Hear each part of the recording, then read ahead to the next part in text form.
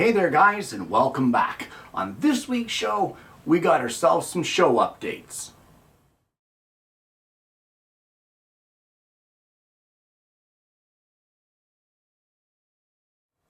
Well, for those of you who've been around for a while watching the show, you know exactly what's happening. For those of you who are new here to this channel, about every 6 months I step in and, you get those YouTube channels that will post a video, a review, a product, something, a project that they made. And then you see that video on YouTube, it's about 2 years old, let's say, and you wonder, do they still like the tool? Does it still perform the way they like? Is that jig that they made still working the way that it did at the beginning? And that's what today's show is all about. I go back in the archives to old shows and I bring you updates to bring you up to speed as to whether something has changed, or sometimes it's just that I still love what I did at that time. So, truth be told, this show was actually filmed back in the fall of 2022, but due to scheduling conflicts, I had to switch some things around. So you may hear some weird things said about, shows filmed earlier this year and that sort of thing. Well, seeing this is the beginning of 2023, it's pretty hard to film it earlier. So ignore that stuff and just pay attention to the updates, which we're going to get into right now. Well, back in June of this year, I brought you this wonderful toy from the Animated Animal Toys in Wood by David Wakefield. And this thing has seen so much use, it's not even funny. It's got war wounds on it. It's just, it sees a ton of use because my granddaughter just loves this thing.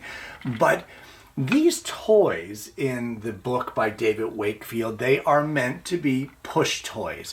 But that is not the way my granddaughter likes to play with them. She likes to pull them.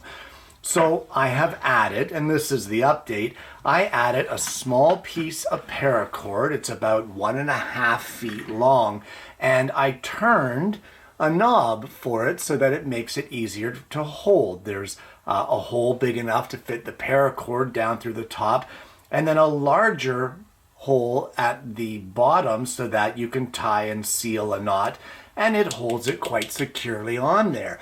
And it allows the child to hold on to this and pull their toy around the house.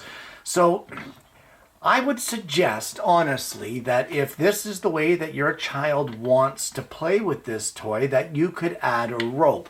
And that is what I've done. That is the update. However, I will caution you, just like I did in the show, that you want to be very wary of a strangulation hazard. You don't want this rope to be too long, and even this length of rope at 1.5 feet, even this concerns me. So it is never played with by the child without adult supervision. I'll just put that out there. It should never be placed in the bed with the child, etc., etc. No matter how much they beg and plead to sleep with their new dinosaur, it's a hard no as long as one of these ropes is on the toy. So make sure you keep that child safe. But as far as adding a rope to make it towable and have some fun and take your, as my granddaughter says, take your dinosaur for a walk, I say go for it, because this addition to this toy has given its playability a boost right through the roof, and she loves it. Well, for my next update, I'm going to go all the way back to June of 2019. And at that time, I brought you this, and this was a crayon boat. And it's a fun little project, an easy project, and it's a great and fun way to store crayons for your child.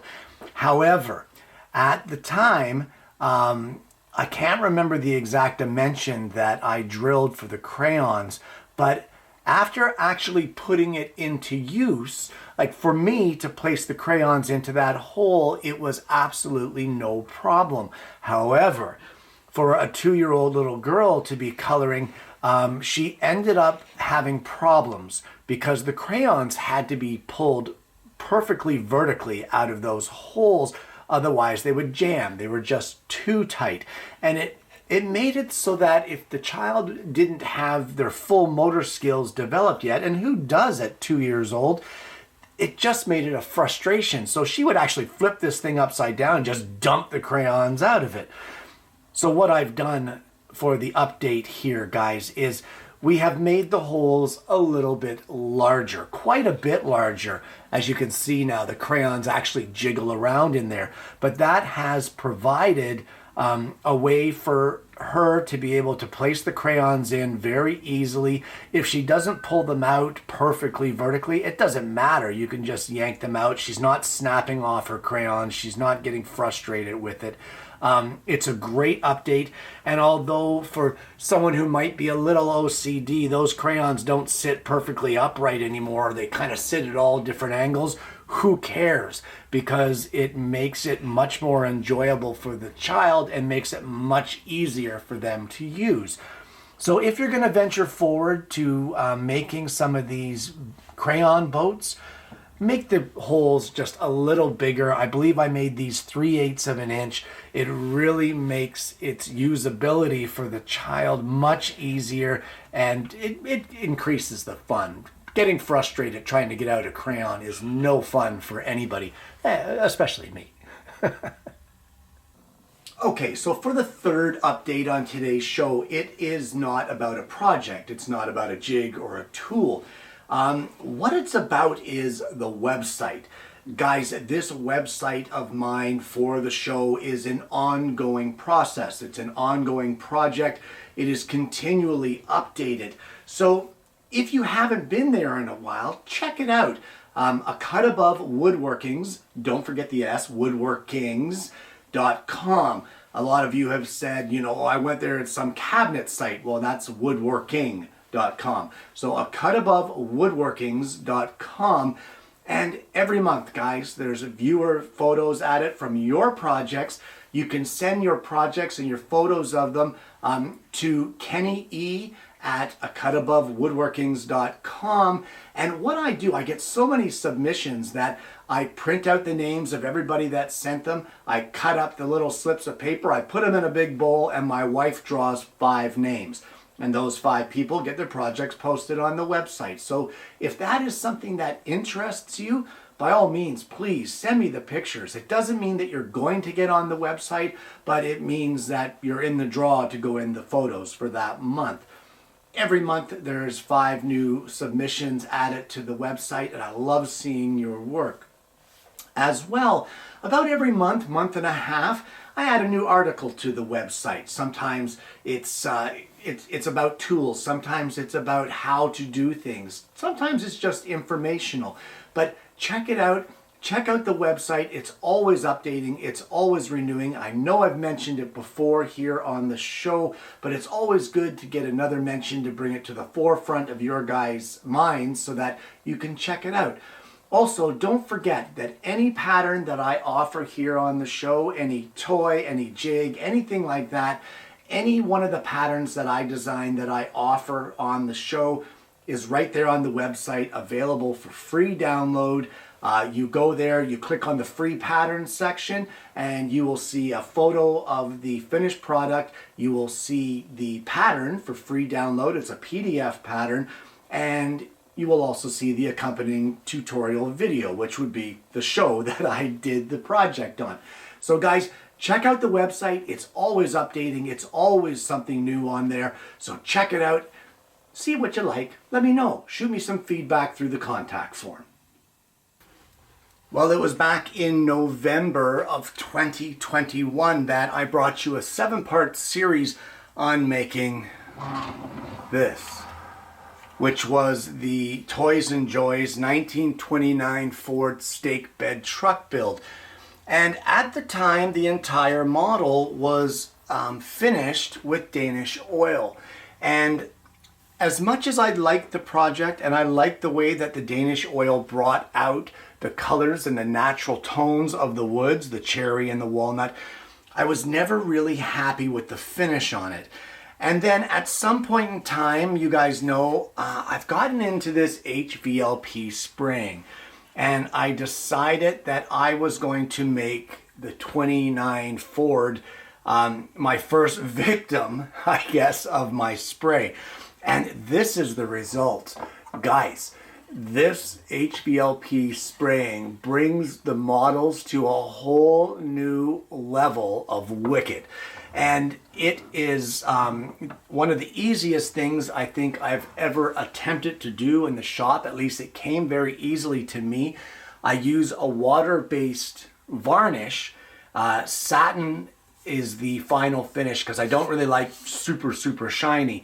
But it just comes out amazing. So the update to this is that this Ford model now has been coated with varnish, and the results are unreal. Honest to goodness, the level of professionalism that HVLP brings to one of these scale models is right off the charts. It's just absolutely incredible. And I do have planned in the works for another Tuesday show a tutorial of HVLP and actually spraying specifically these models. After doing this one, I've now decided that all the ones that I left as base bare wood for all those years, I now want to coat them now that I know that I have a process that will give me amazing results. So there's the update on this, guys. The model has been totally finished, and I couldn't be happier with it. It is just an amazing looking project. It was a lot of fun, and who knows, I'm thinking maybe in January it may be time to revisit another Toys and Joys pattern and bring you guys another multi-part build series. Let me know in the comments whether that's something you're interested in. Well, back in January of this year, I designed and brought you this, and this little flatbed truck. And this toy is absolutely wonderful. It's a lot of fun. The kids love playing it, and a lot of you have made this project, and they all look great. I've seen your pictures. They look fantastic. However, I had a viewer contact me about the pattern, and it would appear that right here, not in this hitch receiver, but in the cab chassis hole that accepts this hole right here between the axles. In the pattern, this hole is off center. And I had a viewer contact me to point it out that it was off center. And you know what? I'm glad they did, because that gave me the opportunity to be able to go in, fix the pattern, put that hole on center the way it should be, and then re-upload the pattern onto the website with the corrected version. So if you have an older version of this pattern that you have downloaded from the website, or that you have contacted me and I sent it to you, chances are that hole in the chassis is off center. So if you haven't had the chance to make the pattern yet, you may want to hit the website and get yourself the updated version of it that has been corrected with the centered hole. It doesn't affect the playability of the toy, guys, but it's all a matter of, you know, if you're going to do it right. And I goofed up. I appreciate you pointing that out, and it's been fixed up on the website and on the pattern, and I hope you enjoy it. Got to make yourself one of these. They're a load of fun. And there you have it. Updates part 1. Guys, there are so many things on a show like this that you just cannot foresee happening. Some things you miss, and as much as I try to get it right the first time, and I try to be a bit of a perfectionist, I still drop the ball sometimes, like in the case of that off-center hole for the flatbed truck. There's also things that get updated as far as my methods. Previously on models that I have finished, it's always been a rattle can of lacquer, and that's just fine. If you don't have HVLP, that works as well. But as time goes on, as woodworkers, we change the way we do things. Our skill set develops. It moves forward. And it's always nice to be able to bring you guys the updates so you can see that development as things go forward. And who knows, make a decision of your own that maybe you want to try something new or change it up yourself.